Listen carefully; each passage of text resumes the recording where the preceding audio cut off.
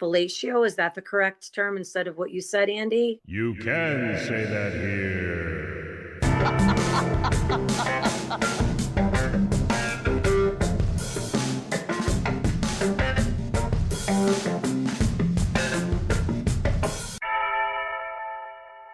You know, because they can burp like Vikings, these girls, you know. Right. If I was single, I'd already have this stuff if I was single. But when you're in a marriage, right, you have to make these concessions. Hey, babe, I'm going to go buy a hot tub this week. Oh, really? Well, let's think about it for a little bit. May I, Scott? I believe you can hear me, right? No, he's not in the car yet. I'm waiting actually to pick him up. So he's coming. Isn't he a chemist? He is a chemist. So when a chemist tells you that a hot tub is a bad idea, don't you think you should listen? No, he wants a hot tub. He just doesn't want to spend he's just because I would like, oh, I'm going to remodel the kitchen.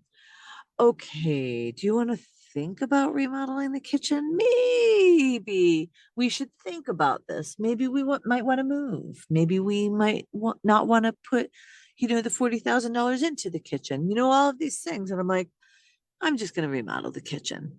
Okay. And so then I have the construction guy come over, right? And it's like the funniest conversation you've ever had. He's like, oh, Mr. Bader. Oh, block that out. But, oh, Mr. Bader, what do you think about this window that your wife wants? Whatever.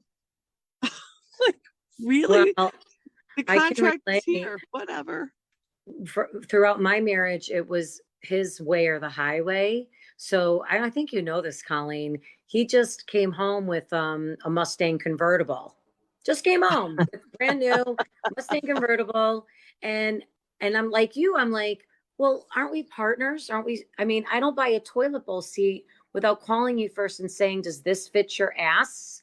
Because they come like an oval and circular. If you were a good wife, you'd know already what size toilet seat fits his ass. And if he were a good husband, he wouldn't go out and buy a brand new convertible without talking to me first. Or he'd stop breaking so many. He'd stop breaking so many fucking toilet seats. Maybe you're spending a little bit too much time in there, eh? Not my problem anymore. Allie, do you know what a blumpkin is? A what? What's a blumpkin? It must be a blimp shaped like a pumpkin. Is that what it is? Yeah, you can go with that. Oh, what is a blumpkin? That's a blowjob when you're on the toilet. Ew. Oh my God. That's that's horrible. You can say that here, but you don't have to say it here, Andy. Well, just because you can say it. Yeah, just because you can say it. That should be our alternate slogan. Just because you can say it doesn't mean you should. Okay, I'll tell you something. As a minister, I can't tell you how many women came to me and said that for lack of what else? Fellatio, is that the correct term instead of what you said, Andy? Well, yes. Yeah, that's a technical term. When many of them, when they would perform fellatio, the man would pass gas. Yeah, that's just wrong. Like, they would complain to me about it, and I was like, I don't know what to tell you. Okay, we have to ask. You've opened the door, Allie. The minister. I mean, forget the topic we were going after. I think we need to talk about I left church last week, right? I asked you this week about like what's my priest really thinking? Like, does he just want to get out of Dodge? Stop. Does he feel bad? Cut. What? Go back and start that story again. You broke up in the middle of it. Yeah. So start again with, as a minister, we should blah, blah, blah. Yeah. So as a minister, I think we need to like forget the topic we were talking about, and we need to get to the bottom of the stuff people say. Like, we don't need to know the details. So, which I just found out, if a priest tells what's said at confession, that's worse than murdering someone. Did you know that? You have to go to this papal council, and there's a special high court for high crimes in the Vatican. But anyway, so I think we need to talk about the craziest things that you've heard. Because I'm fascinated as a minister, right? Remember last week I asked, like, when my priest is standing there, does he really want that big long line, the reception line? Does he really want us to go there? Or is he saying, you know what? I'm about 5 people away from ham and eggs. Like, what does he really want? Right. So, and you said, like, he's thinking about the ham and eggs. So, well, I mean, like, let's talk about things ministers hear, because I am shocked to hear they're talking about fellatio and farting. It just speaks volumes about what he really cares or thinks about her, if he can be so inconsiderate, and it's like, I have to explain that to her. It's messed up. Can I just tell you too, because now I belong to an inner city church, and it was a rough church, let me tell you. This woman's husband was making her crazy. And then finally one day she came to me, she goes, Minister Allie, I got a hoodie, I got a shovel, and I got a gun. And I'm like, what are you saying? Like, she was saying, I am gonna shoot him, bury him, and cover myself up with a hoodie so nobody knows it's me. Is that crazy? We lost Colleen. I was gonna say we lost Colleen. Aw. It's gonna be one of those nights. You think? On the flip side is she's not currently talking. She doesn't talk a lot. I do the editing, Allie. You don't even listen to these things. No, people have told me, and I'm not saying it to be a jerk. I think she'd be a great one-man show, if I'm being honest. She should interview people. Like, she should do. I agree. Except that she would have to let that person answer the question. I don't see her trying to get back in. Huh. You think it's the issue with the car? She probably drove into a tunnel. I mean, she's in Jersey. Well, all right, we'll hang in there. Yeah. What were we talking about tonight? Well, so I have so many questions about the fellatio and the farting. To the best of your knowledge, obviously you're not going to out any of these people, but no. To the best of your knowledge, these were women. Correct. And they were coming to you and they were saying, I was performing this act on my friend, partner, husband. Okay. So who did they think was committing the sin here? That's my question. Not that it was a sin necessarily, but it just made them feel less than, like, wow, he couldn't, hold that. Is fellatio in the confines of a marital relationship a sin? No. But outside of the marriage, it would be. Yes. Okay. So, and it doesn't, legal marriage doesn't matter. You have to be married by a minister. So we'd never have to go, if you decided you were going to marry Colleen and Scott, you could do it and they would never have to go get a marriage license, but in the eyes of God, they would be married. So then fellatio, farting, yes or no, would be fine. No, I did marry Colleen and Scott. I did their wedding. You did. Yes, I know you did. I'm just using that as an example. Yeah, women would come to me with different things all the time. Sometimes their husbands would be talking to them and just lean over and let out gas.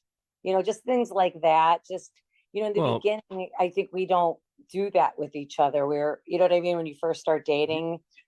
You ever wonder why? You ever wonder why we don't, though? Okay, well, so I assume that you're being polite and you don't want to stink her out, or whatever, for whatever reason, and then men become more comfortable, and women too. So is that not the reason? I don't know. I mean, in some cultures, like, is farting universally frowned upon, or in some cultures, is it like totally fine to rip a huge fart at the dinner table and be like, this is good. More beef. Maybe, yeah, because they're complimenting the food by saying. I know I, burping is culturally, varies, right? From place you to know, place. I mean, I have two daughters, so I'm always like, excuse me, because they can burp like Vikings, these girls, Wow. I don't have an issue with it, with passing gas. I just don't want to smell it. I love the sound. It makes me laugh. Yeah, I mean it's hilarious. So So it's universally considered funny, but it's also impolite. So exactly. is it like a private joke between people? Well, with these couples that I would talk to, because I would eventually speak to the man about it with his wife. You would? Yeah, Can we talk one of those conversations? How does that go? he would say that, I didn't want her to stop, but I didn't want to do it. But so he was kind of selfish, I guess. It's like I couldn't help it kind of thing. Yeah, he's like, I didn't want her to stop, and I it's just let go. Well, Like she's okay. not gonna notice. I don't want to be personal, but can you imagine yourself if he said, honey, can you stop for a minute? And then like, oh, what's wrong? Okay, as you were.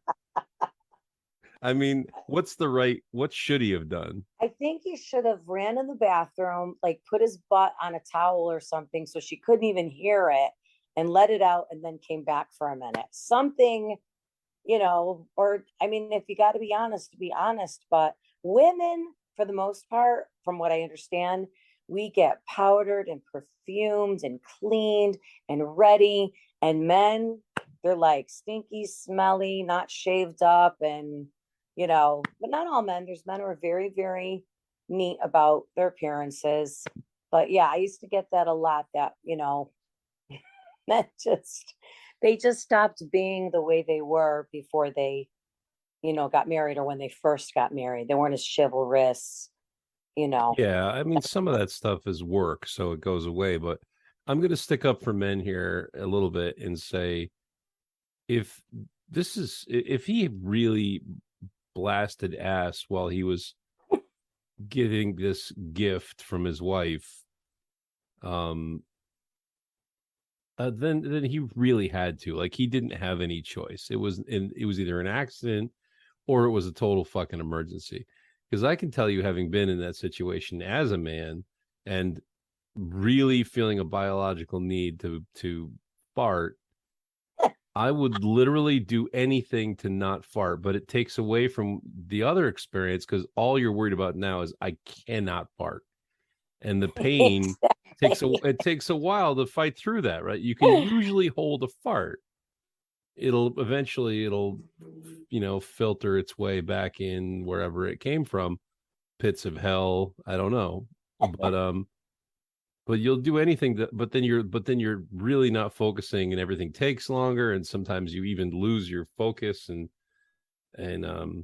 yeah, so she's going to know something's wrong. She's going to think she's doing a bad job. I mean, if it's like affecting her self-esteem because you're trying to hold a fart, then there's a trade-off there, right? There's a trade-off. I think, that's just not a moment that you guys are going to have sex. Maybe, revisit it in an hour or the next day. I've also had women tell me that, not the passing gas that you would think I was talking about with a woman. I don't want to say what that word is called. You can say it if you want. When a woman passes gas during sex, it's not passing gas necessarily. It's that noise that sounds. That's not passing gas. You're talking about a quiff, a queef. Correct. Yes, a vaginal expulsion of air. So that's not it. I've had women tell me that while on top, they would pass. You could say queef. It's okay. No, it wasn't a queef. It was actual gas. Oh, but they passed it off as a queef. No, I don't know. Like the guy didn't say a word. The guy would just keep No, going. because he's happy he's getting sex. Exactly. He's not going to stop. See, there it is. Like it says something about, men and women, like men can just fart during that and not be phased. And a woman will be like, oh my gosh. But then if a woman does it, a guy's like, I really don't care. I don't think it's sexy either way. But I'm curious why it's, did our ancestors feel this way? Is this something that we like? I don't know. It's too many. I have more questions than answers now. I think, when people would come to speak to me, it was more or less not about the passing gas. It was about feeling disrespected.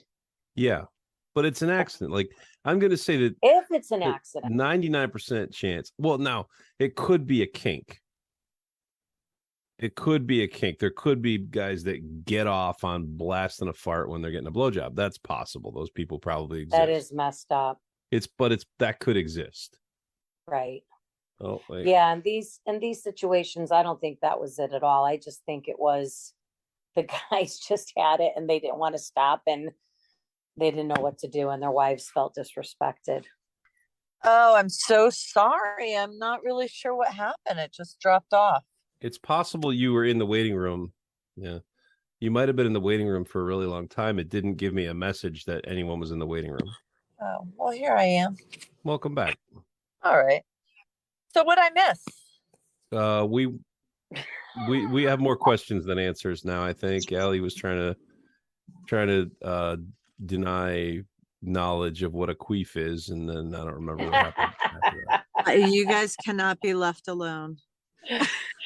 No, we've gone in the wrong direction. I felt the need to stick up for.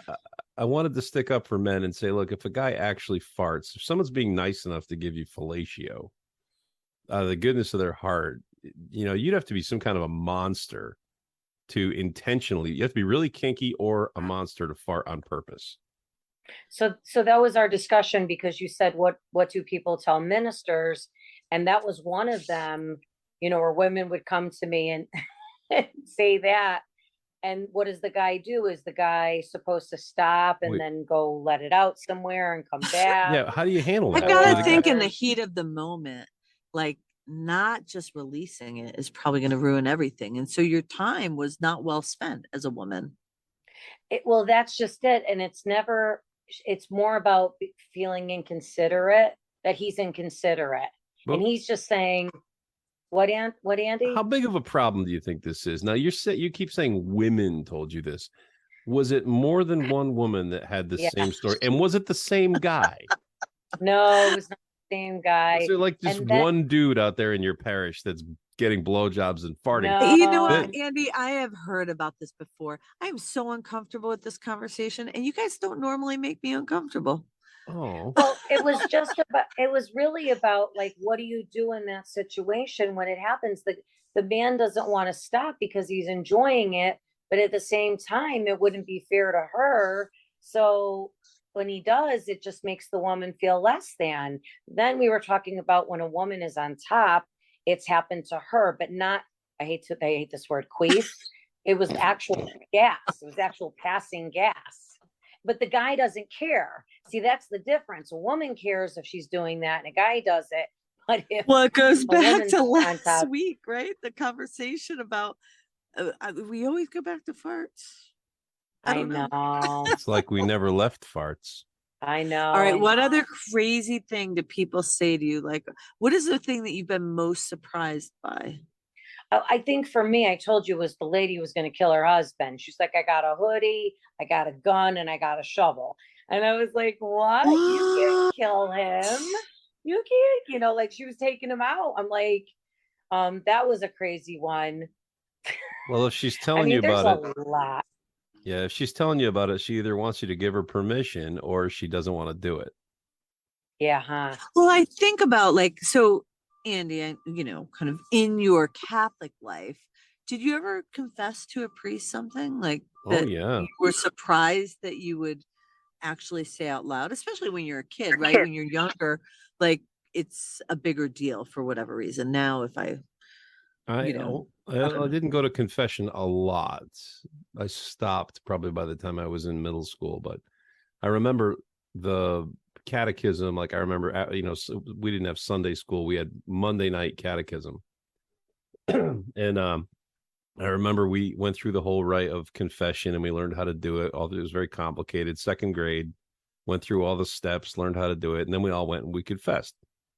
So But we hadn't even really learned what the 10 Commandments were, or we didn't know much about sin. Let's put it that way. We were 8 or 9 years old. We didn't really understand the full breadth and scope of what constituted a sin. So we were told to go to confession, and my mother took us to church on Saturday. And it wasn't our regular church. I don't know why. We went to the church in Southbury. Maybe our church was being renovated. Well, that's where you confess. No, that's where I confessed. Yeah. You confess at a different church. So you can confess your sins and then you can go back to your own church, cleansed. But nobody, like when you go to shake the priest's hand at the end, he doesn't know that you just stole $5 from Robbie.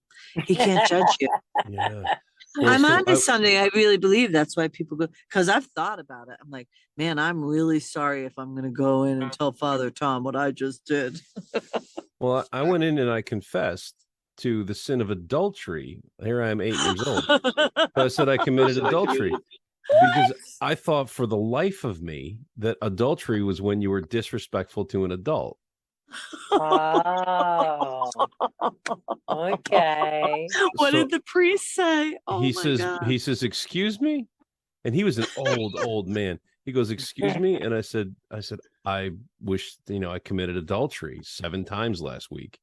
And he's like, how old are you? I said, I'm 8. He goes, do you know what adultery is? I said, yeah, I mouthed off to my mother. And he says, my son, you don't know what adultery is. You don't need to confess to the sin of adultery. Go have a nice day. Like literally he told me, he's like, go have a nice day. That priest now is going to the high crimes court. Well, he's long since Vatican dead. City He was 100 years old in 1976. There is no way he kept that secret, right? He probably told that story, yeah, but he didn't out me. Like he didn't tell anybody my name because he didn't know it. That's a riot. All right, Yeah. craziest thing. So adultery is a good thing. I'm glad that you're not confessing these days to adultery. I still don't know what it is. Well, good. Keep it that way and don't do it. Do you guys ever, sin-free. I know, Colleen, that, you're Catholic, but do you ever just repent at home? Like every single night when I go to bed, I pray and I try to cite sins that I did that day and, ask for forgiveness rather than go to a priest. I forget, like I do. I repent all the time. I feel like there's always these moments that you're like, oh, I can't believe I did that, or this wasn't godlike, or this isn't how I should have responded or acted in that moment. But I will tell you, when I feel truly, truly cleansed is when I go to confession. And if I could add to that, because my first 18 years I was Catholic, and then the next 34 I was Protestant. But a couple of years back, I was driving by a church in Thomaston, and it said like right there, the hour was confession. So I went in, and the act of contrition changed from when we were kids. So I just said, bless me, Father, I have sinned. And Colleen, you're so right. There was something about confessing my sins to someone else. And I cried through the whole thing. I just cried and cried and cried. I can't explain it. It felt like a waterfall rushed over me. Like I was literally cleansed of my sins. And he didn't give me 4 Hail Marys or whatever for penance. He said, go home and think about what you're grateful for from God, something like that. And it was a beautiful experience. I have never gotten, when I go to confession, I have never gotten like, hold on one second, pause.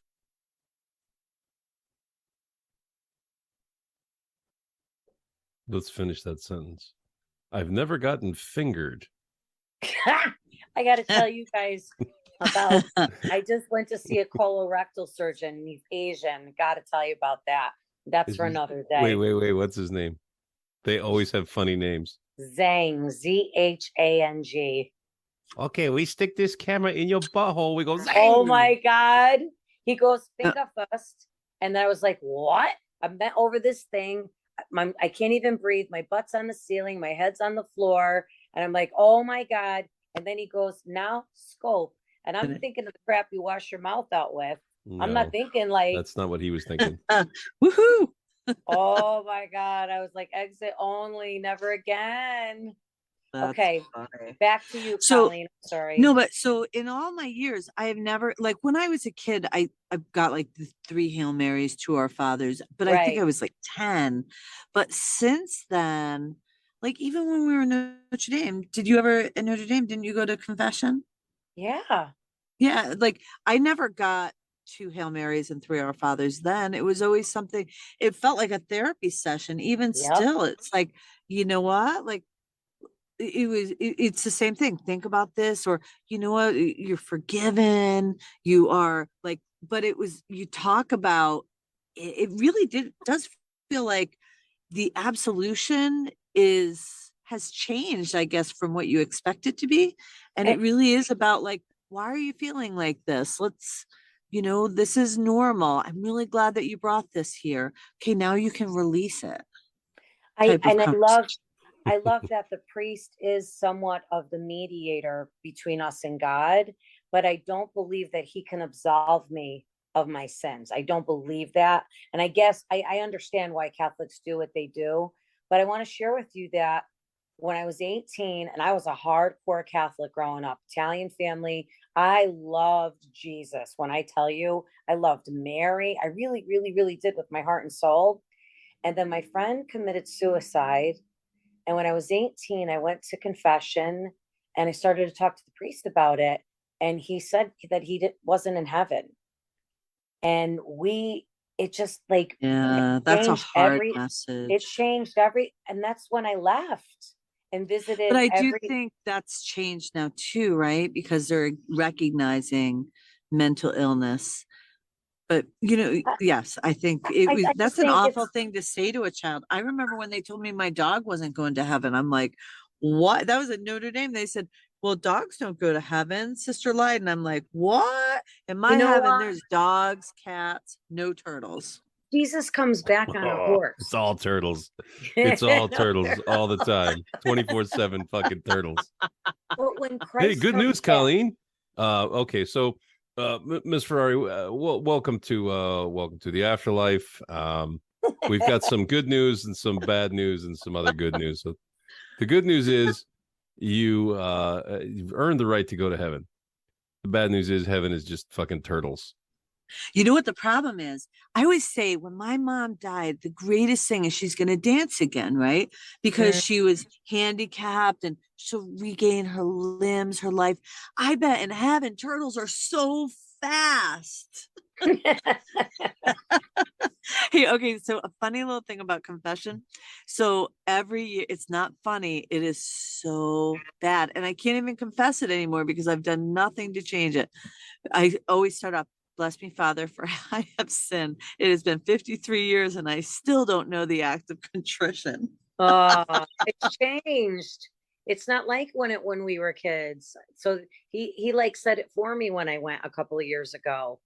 But it was a beautiful experience. It really was. But I don't believe that him giving me a formula of Hail Marys and Our Fathers actually absolves my sin. Repentance is turning from the sin altogether, and only God knows if you've truly done that or not. But I think, you need to Allie, we talked meditate about on it, right? this You got to before. meditate on it so you don't do it again. I think maybe that's Yeah, turning from sin is not easy. It doesn't matter what it is. I mean, we're always going to have sin too. There's just a difference of intentional sin. Like, do you ever notice you'll be talking sometime and you might get triggered and like call a person a name or something, and then later on you're like, why did I do that? Like, I didn't even control it. It just came out. I think there's a difference between intentional sin and is unintentional. so wait a minute. So did you ever have a guy come to you and say, Minister Allie, I was getting a blowjob and I ripped a huge fart. I feel really bad about it. Did that ever happen? No. So that's why it's a You sin, know right? why? He's going to the male minister. He's not Oh, comfortable going to Allie and saying that. I'm yeah. sure Wow. there's somebody somewhere out there saying that. Andy, since you don't, subscribe to any religion, I think it would be okay if you would like to confess to us so you can really understand what that true absolution feels like and get it off your chest. So I think, I'm going to defer to Allie, but I think she's listening. If you'd like to confess. Confess what? Danny, I mean, well, is just to go back I for a didn't minute. commit any adultery. I didn't steal anything today. I honored my parents. I Today. probably ate too much, but that's every day. I wasn't slovenly. What I don't even know what did I do wrong? What do I need to confess? I feel mentally pretty sound, you know. I do agree that there is some value to unburdening yourself to a stranger. Mm, You know, mm. But Colleen, I was bombarded by men. It was a problem. You know, if I, Really? But did they yeah, say, is it because you were cute and blonde? Or was it like, like, was there a difference in the things that they shared with you versus the things that a woman shared with you? Was there any commonality? I think that sometimes a woman can be more emotional, more approachable, and men can be a bit more factual and a bit harsh. And with all due respect in the church, you know, I'm finding that with women, they're, you know, a bit more sensitive. And I think some people would come to me because of that. But again, being a female and having a male in my office, I'd have to leave the door open. Sometimes I'd call another male in because when you discuss something with someone that's intimate, it can be very dangerous. You know how women love men in uniforms, whether it's a priest who wears a collar or, you know, clowns. they scare me. I am not What's a attracted to uniform, isn't it? I mean, clowns. women don't. So it's not universal, Allie. No, but I mean, very often. And so it was the same thing, like with being a minister. Yeah, Yeah. You yeah. know, I do have to say there's something about somebody in, a black suit and a white collar. That's a little Yeah, sexy. especially in your case, especially when he's bringing you more wine. Well, in your case, You know what? I'm a though, little upset because of COVID. COVID changed everything. The priest does not share his wine with you anymore in mass. You can't even wait. You can't even go an hour through a fucking mass without wow, wine. Kyle, the Jesus juice. It's the How only many reason we bottles are go you at up 5 o'clock. So 5 o'clock, you open the Jesus juice. Well, it's 5 o'clock somewhere, Allie. I want You're to join hilarious. I'll join a I'm church kidding. where mass starts about an hour after they give you mushrooms, and then you can Oh have my church. God. And So, church you is know, just What like, would that mass be like? I mean, it would be like uh, herding cats, right? You'd be nah, it like would be like locking everybody in so they didn't get hurt. And they bring in like a jam band and a disco ball, and Andy, you Woo. got to come and see a church where they get down. You no. might really dig the music. Oh, I You love like the music. music. Yeah, there's no. I've Oh, never advocated for abolishing all aspects of religion. I just don't think you need God. Allie, you should plug your October 2nd event. Is that when it is? October 2nd? no. You're I doing don't. something in Oh, it's Waterbury. November 2nd. Yeah, November 2nd, because we're yeah. going to get down at that. You're You going to mass, are? my friend. Who are you talking to me? Yeah, we're Yeah, going in of course I am. solidarity to support Allie for If you sure. could, if And you all of our can't make it, listeners. so November 2nd at the Palace Theater in Waterbury, they're having like a faith discussion evening of all different kinds of faiths, and they asked me to be the moderator. So I'm Hmm. really excited for that. That's, you know, a Does the privilege. audience get to ask questions? I think so. I haven't gotten all the details yet, but you know, I was born and raised in Waterbury. I love the Palace Theater and, you know, people of all different faiths, you know, getting along and discussing stuff. It should be beautiful. You're dancing with Unitarianism. I You, am, huh? yeah, you are. You're a universalist as it is because you like the shack. What? Mm-hmm. Why do you think that? Because you think everybody goes to heaven. No, I don't. Oh, I forgot about the gays. Sorry, gays. Oh, that's horrible. I would never say such a thing. Andy, before somebody freaking hears that and sends me more hate mail, How much hate No, mail do you actually get? I'm disputing the amount of hate You're mail you actually get. so lovable. I'm with Andy. You're so lovable. If are you anybody's kidding? gonna get hate mail, it's You me and start Andy. forwarding it to me and I'll respond to Listen, all of it. okay, I'm just gonna say I had a friend take me out to dinner. We've been friends since we were 4 years old. And I'm thinking we're just out for dinner. And she was like, she's a yoga instructor. She's like, I'm not worshiping Hindu gods when I do yoga. And I'm thinking, where the hell did you get this? Yeah. Oh And I shit. believe in, I was just like, wow, man.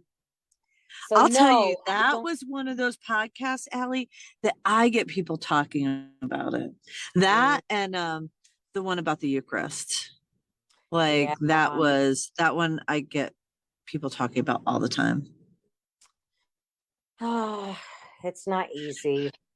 You just can't please all the people all the time. It's hard being right all the time, right, Allie? I mean, I suffer from that. No, that's Andy. Andy's I'm always not right. I'm not But right. I've never been for right the- once. But You for kidding the me? Well, clearly, record, all three of us think we're right all the time, and nobody can be. So, No, I you know, I'm again like I'm so in the middle a lot of the times. I think anyways between the two of you. Sometimes I might be more like Andy if I think about it, but I feel like I'm in the middle of the two of you. Or would you say that you're more in the middle, Colleen? I actually thought I was more in the middle, but I'm clearly far more liberal than you guys. Yeah, yeah. And but I think from a religious perspective, I land in the middle for I don't know sure. what you mean by liberal. What do you mean by liberal? You always have this conversation. I want to have it again. She Go Because doesn't you back believe say, and in listen to well, I Elizabeth. previous mean, tapes. I you know he say doesn't believe things. in. No, you say Yeah, you say this stuff. You say you're more liberal, but you can't qualify it. So, what does it mean? I feel like Politically, telling you now. Yeah, politically, but not politically, even she's like liberal. when we all like debate on topics. I tend to be a little further left in the spectrum, like more. I don't want to say socialist, but I'm more like I tend to be the Progressive. outlier where you guys tend to have more conservative views on certain things. Yeah, Hmm. yeah. And that's okay. That's why we're doing That's the show fine. No, because I'm we're not different. criticizing it. Yeah. I don't think I'm Well, right ever. I just know when someone else is also not right. Does that make any Mm, sense? I don't think that wow. I don't think I've got an answer to anything. I've been saying that since day one. I don't believe that any of the things that I think I know, I don't even know how I know them half the time. So how could I be right? But you know that the other person isn't right. Oh, yeah, I can That's usually if interesting. I'm making an argument, it's because I think I can disprove your point. I think I'm kind of the opposite of that because I feel like, okay, I feel this message. I feel this is where I am. And then you guys start talking, and I'm like, it just makes me ask more questions of myself. And I'm like, I'm probably so far off on this. And maybe Allie's right, or maybe Andy's right. And I tend to go in this little space where I start questioning my own beliefs and maybe ask if one of you has a better perspective or is more right than me. If I don't like the word right, but Well, that's the key. yeah, What I you think just I'm said the is really opposite. important. What you just said is really, really important because I wonder if one of you has a better perspective. It's not about being right or wrong, right? So I don't even know if you realize what you just said, but this is the thing I do. Do I think that Allie or you have it correct about a metaphysical being that you can negotiate with? No, I don't think that. But do I wonder if you're better off than me? Yes, I wonder that all the time. I wonder if the positive aspects that come along with your faith outweigh whatever the fuck it is I'm doing. I You want to know, go back a little, and you always talk about us negotiating. I don't think either of us negotiate with God. I think we ask for His forgiveness And that's and we ask well, for His help, but I don't think that's negotiating. you know, I can honestly say for me that when the crap hit the fan, I was furious with God and I found myself negotiating with him. I found myself even like sticking it to him. Like, really, God? I did this, like a typical Italian. I did this, and this for you, and this is what you did to me. really, God? And if you want me to continue to serving your, like, threatening him, I'm going to serve your people, but you're not going to do this for me. Like, I found myself in those dark moments. And I want to say to you both that even since before we began doing this podcast, I have changed a lot. I mean, I've mellowed out, believe it or not. I know that Christ is the savior. For me, I just don't know anymore about the rest of it. I just don't know anymore. Wow. Because Wow. prayers have gone unanswered, miracles haven't happened. So I just don't know. I see these moms, they lost their children and they were hardcore Christians, and now they're going to mediums and they're getting their answers. And people are praying the saints, and the saints allegedly telling them where that thing is they lost, or they interceded. And then there's these relics that the Catholics send out, and the people walk up and they touch the relic and they're healed. All I know is that I love God and I love God's people. And for me, Christ is the savior. All that other stuff about, praying to the saints, not praying to the saints, praying to Mary, not praying to Mary, going to church, not going to church, all that stuff. Virgin birth. I do believe that. I know that sounds crazy, just like No. Jonah being stuck in the fish. Fish. But I really do believe that Christ was the Messiah. So I do believe in all of that. But how we all do it now, I'm just not so sure. The dogma. Wow. That's powerful. That's actually so powerful, Allie. Mm-hmm. It's not black and white anymore for me. Yeah. I will tell you, I negotiated with God one time and I was so let down. Did I tell you this story? Yes. I did? About my lottery ticket, right? Yes. Okay. But every time Okay, you ask I won't God tell for you it something, maybe it's a semantic issue that we have here, but every time you're asking God for something that you currently don't have, isn't that a negotiation? I feel like, though, with me, say, if it's your will, Lord, like my prayers are, please let my children be healthy. Please protect them. Let them be healed emotionally, spiritually, physically, for whatever trauma might have happened. Like, these are like what my prayers are, probably unlike other parents. So I'm not negotiating with them necessarily. I'm like, Father, if it's your will, please let this happen. Is that still negotiating? I think negotiating is saying, hey, if you give me this, I'll do that. Right. I don't think we're saying that. I think it's bargaining. Sadly, it's like a child. Can I have? But I'm not bargaining. I'm just asking. I'm like, look, if you don't do it, I'm still good. I'll still praise you. I'll still love you, but I might not be happy with you. So you are. So I was going to see if it's a distinction without a difference between bargaining and negotiating. But what are you offering God in exchange for his good graces? Well, we don't have to offer him anything because we're saved by grace. It's unmerited favor. So I don't have to offer him anything. It's just a relationship like we have with our children. Our kids come to us, they're like, can I have this? Can I have that? And as a God in his wisdom will decide not so much what we want, but what we need. That's what I've learned over the years. And what I thought that I really wanted was what God gave me that I really needed. It's different, but I don't find myself bargaining with him. I do find myself nasty for telling him off, and he's not surprised because he's all knowing. He knows it's coming. My relationship is probably different than a lot of people's relationship with him. I'm actually really afraid that you're going to get smited. You can't tell off God. You know what? I don't. Andy's got me fearful of smiting. Don't you think she's already been smited? It doesn't work like that, because it's kind of like, it's just like if your children come to you and they're like, look, I'm really upset with you. How could you let this happen? I am devastated. I served you. I served your people. Really, God? So what's he going to smite me for? Because he's so happy that I came to him honestly, without any pretenses, being authentic. That's why he created us, was for fellowship, not to kiss his butt, but to be real. I love that. I agree. I love that. It's like you're talking to a parent, right? Yeah. it goes back to the shack. That's why I love that vision of who God is. God is a parent. God is our father.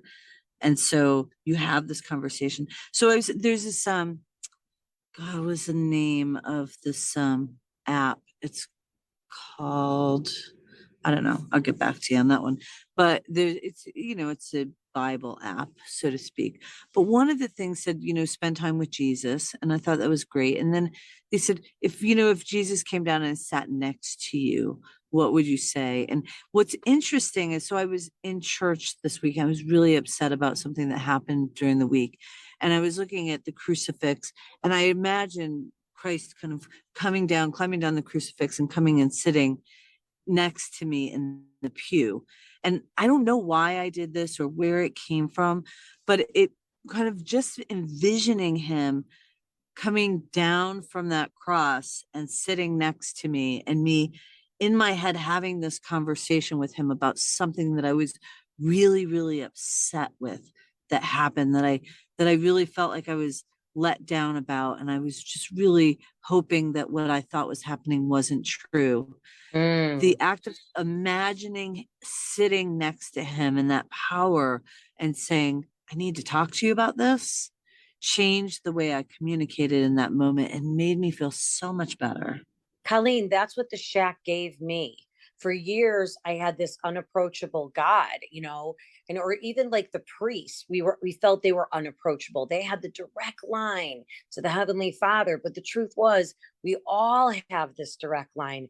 So when I saw read the shack, and he was holding God's hand, and he was sitting on the side of him, and he put his head on his shoulder, I began to envision myself when I would pray, sitting with Christ, putting my head on his shoulder, hugging him like I would a father, and it changed everything for me. It took my faith to a level I never imagined.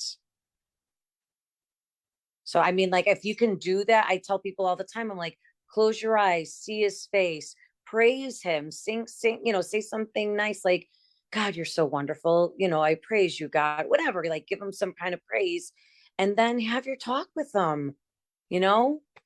It's what he wants. He just wants to love us and to know us and for us to know him.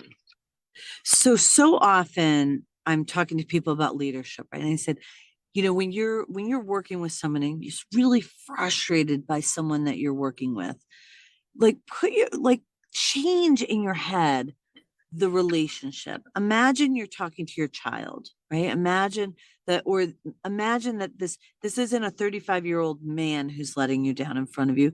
Imagine it's a 15-year-old boy who's letting you down. And how would the conversation change? How would you be more gentle, more thoughtful? Like that compassionate leadership, that compassionate communication kind of changes relationships, right? Like, Absolutely.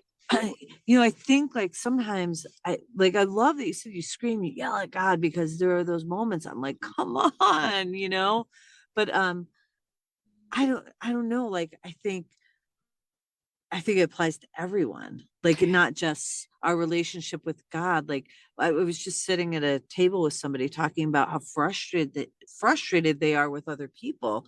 And as he was talking about how frustrated he was with all of these other people, all I wanted to say is, like, how are you communicating to them? Because all I hear is how you're making it worse. And you know what I've learned over the years? I did this this forum, I guess you could call it, with all these women, and I had them close their eyes and think about when they were a child and what they would say to that child, 8, 10, 12, whatever it was, whatever they envisioned at that moment. And they said the kindest, nicest things to the child. And then I had them each open a mirror and now tell the woman in the mirror those exact same words. I love that. And if this person who you saw, who's somewhat disparaging, let's say, to his coworkers, he can't give it if he doesn't apply it to himself first. Healing has to happen with us first before we could ever pour out and love on other people. So let's have fun with this, because I think that's so valuable. Andy, Mhm. What would you say to your, you knew it was coming, right? What would you say to your 8-year-old self? Be gay. Avoid women altogether. Don't sign up for a crazy podcast called Just You Can Say That avoid Here, because they will. avoid women at all costs. Just try to Come live a on. very masculine life where you don't encounter women and their No, you would say, emotions. Come on. no, you would say, hey, dude, you're going to be playing at March's Farm and what's it called? The Psychedelic Furs, I'm guessing. That's a real band What's the from the name 80s. That's a British punk rock band from the 80s. called? Psychedelic Relics. Really? Yeah. Oh, that's a great name. Like the Really? fingers of the Pope, they cut off those the dead Come guy's on. fingers. Remember what was that one? You can't Kelly? say that. What? No, No, seriously. Psychedelic Relics? Yeah, Psychedelic Relics. Yeah. That's hilarious. No, I That would was- tell my 8-year-old self, because I love women. Don't get me wrong, I do. Of course you do. My whole life has been about trying to make women happy. So it's been my purpose. It continues to be my purpose. Yeah, I don't know what I would say to my 8-year-old self. I'd say pick something and be good at it, stupid. What would you say to your 8-year-old self, Allie? You know, I guess it depends. Our lives might be different, but I noticed when the women were doing it, we were all pretty much on the same page, telling that little girl, you know, you are worthy, you are intelligent, you are pretty, you are kind, you know, all the things you didn't probably feel as an adult woman, you wanted that child to know. Oh, that's awesome. What were you going to say, Andy? What I about you, interrupted Colleen? What would you say to your 8-year-old self? I would probably say don't let fear step in your way of your success. Like go after. There's been like moments in my life that I see that are really life changing, and I was like, "Ooh, maybe I won't have enough money to pay my way all the way through medical school. Maybe I won't. Like, maybe like, should I really go after this, or shouldn't I?" And like, there's these moments where I've let fear hold me back, for sure. You know, it's in the Bible 365 times. Do not fear. One for every day of the year. Really? Yep. Huh. Fear Yeah. is a great motivator. Fear It and can hate. be. Yes. Fear and hate are the two strongest motivators. Love is a distant third. Wow. Hmm. Well, I think Wow. we're good, guys. We had an awesome hour. Yeah. Are we good? 10 minutes of it. I mean, we hit all the check boxes. We talked about farts. We Yeah. talked about sex. We talked about queefs this time smells. too. Well, again, like we want to make this 30 to 45 minutes because people listen in the car mostly. Like I was asking tons of people about podcasts. So I think we're good. I think this is good to edit down unless you think we should go a little bit longer. Yeah, it takes me 3 days to listen to a Joe Rogan podcast I want to listen to, and like I'm motivated to listen to it. But my fantasy football podcasts are less than an hour long. It's great. I love them. Right. So that's why Well, I hope everyone loves You Can Say That Here, because we are short, quick, and to the point. Well, not really. We're working on it. Yeah. Yep. We are. Study your math, kids. It's the key to the universe. And don't fart in girls' faces, please. If a woman is kind enough to offer you fellatio, please just say, "Excuse me," and leave the room for a few minutes, fart into a towel, and then go back into the room ready to go. There you go. That was Allie's advice from before, Colleen. We hope you've enjoyed the words of wisdoms brought to you by the team of You Can Say That Here. We will be back. We will be back next week if we don't get smited. Oh my gosh. All right, you guys. Sorry about my technical difficulties.